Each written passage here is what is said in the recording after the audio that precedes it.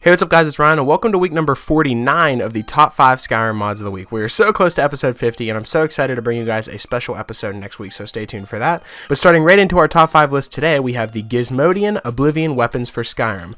Now what this mod does is, I'll just read the description on the mod page. It says, these are random resources originally made for Oblivion. Some have been ported backward for Morrowind and these are now ported and available for now use in Skyrim. While this is a resource, there is also a small chest in the Drunken Huntsman and Whiterun, which is where I'm at right now. Directly to the left of the entrance on the cellar counter is a small yellow urn near a pair of boots. There's a vicious heart dagger sitting in front of it, so it's very hard to miss. As you can see, I'm in the urn right now, and I'm going through all the weapons that it actually comes with. Now, there are actually a ton of unique weapons that have been added. A lot of these look really, really awesome. I think these weapons look really, really cool, and I'm going to be showcasing a few of my favorite ones. But yeah, basically, all it does is it adds weapons that have the style from, Morrowind and Oblivion, and it adds it into Skyrim. Now, the swords in Skyrim, I really like the way the swords look in Skyrim, but in Oblivion and Morrowind, they were really a lot more colorful back then. Whenever you were playing Oblivion, you could have the glass swords, which the glass swords were like a really bright green, not like the green that's in this game for the glass. In Oblivion, the glass swords were actually like neon green type, and I thought it looked awesome. It was actually my favorite type of armor and weapons to use was glass, and it just keeps that same kind of color aspect from Morrowind and Oblivion, and it makes it really bright. So the weapons that you are now using with this mod are very bright and very colorful, so it'll make you look even more badass through your playthrough. Combine this with some colorful armor on another mod that you might find, and you could just have the most badass playthrough ever. So that is definitely why it comes in at our number 5 spot, and these weapons are really cool to use, so I'd recommend going out and trying them. Coming in at our number 4 spot, we have TLS Mage of Legend. Now what this mod does is it allows you to become a Mage of Legend with 4 brand new amazing spells that have been added into the game, which can be found in Dragon's Reach right here where I'm showing you guys right now. And the first spell that it comes with is the Call of Winds, which staggers all enemies within a 40-meter radius. I think this one is actually really useful if you're in a battle and your health is really low. You can just cast this and you can have enough time to actually run away from your enemies and maybe heal up a little bit. The next spell that we have is a lesser power called Ghost Step that is a Become Ethereal effect. I believe that's how you pronounce it, but it only lasts for 1 second, and it's mainly used for time dodging an attack. Now basically what that means is if you cast it and someone is attacking you for about 1 second, they won't be able to hit you. And you can cast it as much as you want, but it does take a decent amount of magicka away from you. But once again, like I said in the previous spell, this would be very useful for, if you're really low on health, or if you just want to dodge an attack that someone is laying on you. Say a giant is about to hit you with his club, and it's one of those one-hit kill hits where it just sends you millions of feet into the sky. You can now dodge that if you use this spell, because he'll just hit the ground and nothing will happen to you. The third spell is called Evershell, which is a spell like Greater Ward, except the shell never breaks when it blocks spells.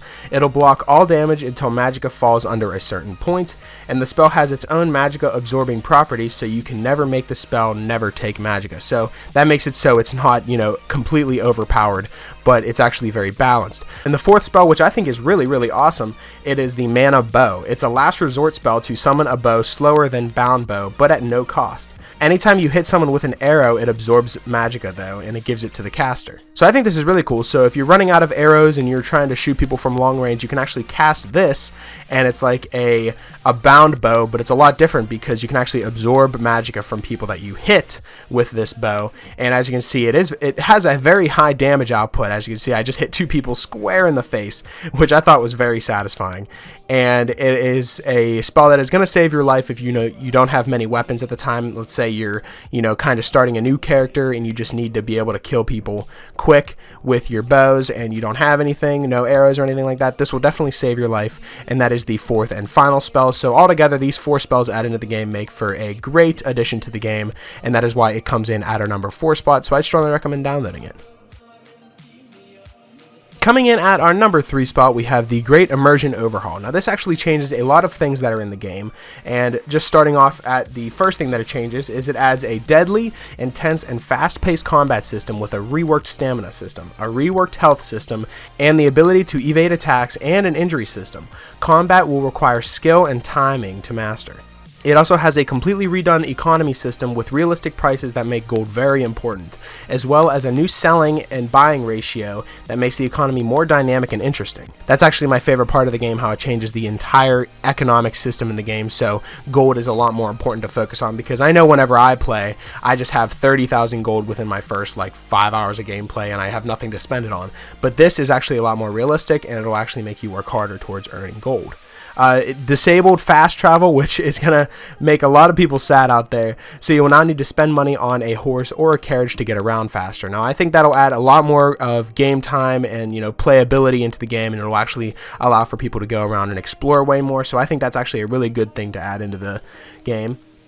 There's a completely reworked and expanded crafting system that is way more realistic. You will need to now buy a blacksmith's hammer to smith metal, and you can actually make gold off of the things you craft now. Instead of just, making a ton of iron daggers and selling them for 10 gold each, they'll actually be a little harder to create, and they'll actually be worth more, so it'll be, worth the payoff in the end.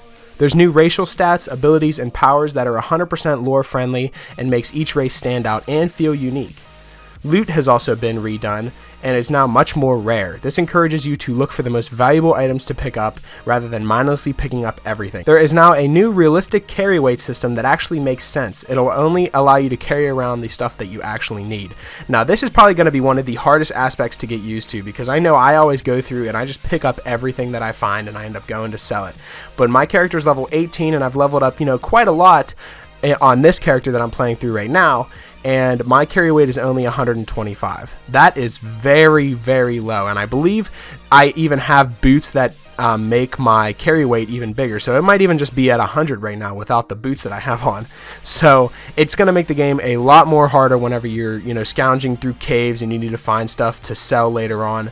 It's going to be really hard to let go of the things that you really want and just pick up what you really need to sell later on. There's a new reworked stealth system with a smarter enemy AI, and NPCs will now search for you a lot longer, and they will search over a much larger area, making stealth challenging and also fun. There are new and reworked perk trees that add several levels of depth and enable you to properly shape and flesh out your character. And finally, there are tons and tons of smaller changes that improve overall immersion, balance, and realism. So there is a ton of stuff just bundled together with this mod, and it has a very, very small size as well, coming in at 3.26 megabytes. So that's pretty much nothing in the shape of a load order. So you really have no reason to not download this mod. It's going to make the game 10 times more fun, 10 times more realistic, and it's going to add so much more playtime into the game that it's just going to make it feel like a brand new game in general. So that is definitely why it comes in at our number 3 spot, so I'd recommend giving this mod a try.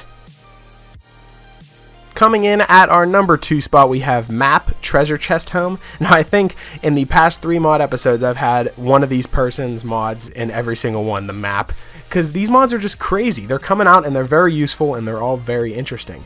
Now the mod page reads on this mod, it says, looking for a new home? Tired of running back to your home every time your inventory is full? Look no further. I present Treasure Chest Home, the home that you can bring with you. Just look under the enchanting table in Dragon's Reach, which I showed you guys in the beginning. Pick it up and put it on. When you're done in your new home, just take it off and boom, right back to dungeon diving. This home is equipped like armor. What's included is alchemy, enchanting, and smithing benches with a smelter. There's also a merchant, and all the shrines and stones, and so much more. Now, I know what you may be thinking, that I just went over a great immersion overhaul that adds a whole bunch of more realism into the game, but then I go in, I talk about a treasure chest home that you can just go into a house that you have, equipped on you at all times. Now, I don't link these 2 mods together, and I don't recommend putting the immersion overhaul with this mod, but for 2 different playthroughs, let's say the great immersion overhaul isn't just for you, this is definitely for you then, because you'll be able to go dungeon diving, and whenever your inventory gets filled up with stuff, you can either go and sell it to the merchant that is included in this house, which I think is a pretty crazy idea and really awesome, or you could just go and you could put the treasure chest home on and go in and actually just store some stuff so you have more inventory space for whenever you go back out. So you'll pretty much never run out of inventory space because you can just keep coming in and putting stuff in your chest that is in your treasure chest home. So this is definitely a must-have for the people that love to dungeon dive and love to collect a whole bunch of different items, and that is definitely why it comes in at our number 2 spot, so I definitely recommend giving this mod a try. Coming in at our number 1 spot, we have Nevah's Keep 2.0. Now this is a very large and detailed castle player home. It's halfway between Whiterun and Riverwood. It's adoption friendly, and it has toggling lights and fireplaces and a lot of storage. The front door key is under the welcome mat. The welcome mat is kind of like a container, so you can just open up the welcome mat and it'll be right under there. And the key to the armory / smithing area is in the library on the desk. Now this house mod is really cool and it has a whole bunch of different rooms to explore, so I'm going to be giving you guys a full tour of the entire house, so let's just begin.